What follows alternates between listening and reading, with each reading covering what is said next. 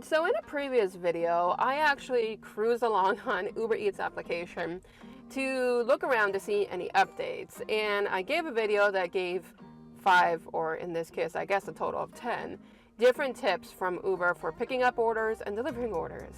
Well, now I got some for shop and pay orders. And shop and pay orders are very, how can I say this? They can be annoying, they can be frustrating, especially if you don't know how to do them. So I want to share with you the tips that Uber has to give. Now, no, Uber is not making me make these videos or anything else. This is just simply me browsing around, checking things out, and deciding to make the video. So let's go with the first little tip that Uber has to give when it comes to shop and pay orders. Picking items. There are many ways to make shopping a seamless experience. Uber, that's not really a big tip on picking items, but that's your number one, apparently. Number 2, choosing your customer items. To help you choose the correct item, the app will display the description, photo, brand, and size, if available, and it will also display the barcode. Now, what I really like about Uber Eats Shop and Pay, amongst what they're saying right here, is let's say, for example, that it's that item, but you're scanning the barcode and it keeps telling you it's not correct. They will allow you to basically bypass that and still put the correct picture in. And by this means, it helps to get it completed. Now, that makes it a lot more easier, and this does make sense. But I wish Uber you had screenshots to show people besides a lady looking at the produce section. This way people can be guided a little bit easier. The next one, communicating with your customer. If you have any questions about the order or you're unsure about the customer's preferences, you can use the app to ask them how they wish to proceed. Now, this one is not as easy as it looks because I have done numerous shop and pay orders, and I even used to work for Instacart. And a lot of the times, your customer will not answer you. And with Uber, when I've done shop and pay orders, they don't allow swap or refunds to be done that easy. You truly need to be in contact with the customer. Now, contact communication is definitely going to be number one if you need it.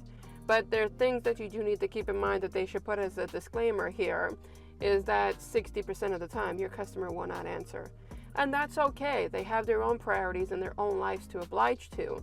But it is not as easy to contact the customer when you need to, if you need to. Ensuring item quality. It is not recommended to select food that looks damaged or have torn packaging. For furnishable foods, it helps to choose the farthest sell by or use by date. Now, this I think should be standard for all. I know when I go to the grocery store, I'm not going to look at the label and say, oh, that's almost expiring in 3 days. Let me buy that. So when it comes to shop and pay orders, you want to treat the customer like you would yourself when it comes to freshness.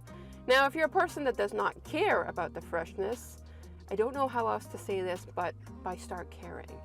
Because if you get something too close to the expiration dates, the customer could dock you in your survey and on your tips, and it's just not worth it. You want to be more polite, be more considerate to your customer, and choose the dates accordingly and based on freshness. Keep items cold. Packing cold refurbishable like milk, butter, and yogurt with frozen foods will help maintain temperatures during transit. If you would like, you can purchase an insulated bag here and on any other third party. Now, I'm going to say this, I don't have a Uber Eats delivery bag.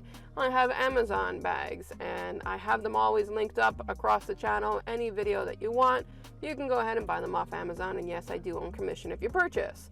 But I do also agree with this. Now, when I originally got my delivery bags, I didn't get them for shop and pay. Shop and pay wasn't a thing when I started. I initially got them for food delivery. But man, have they made a difference when it comes to shopping. Because I agree with them. If there's milk, there's butter, there's ice cream, I want to keep that cold.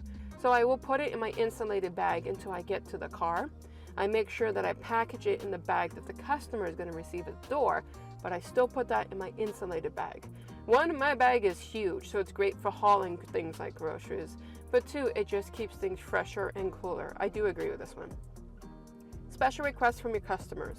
If your customer has left any special instructions, you'll be able to see them in the app.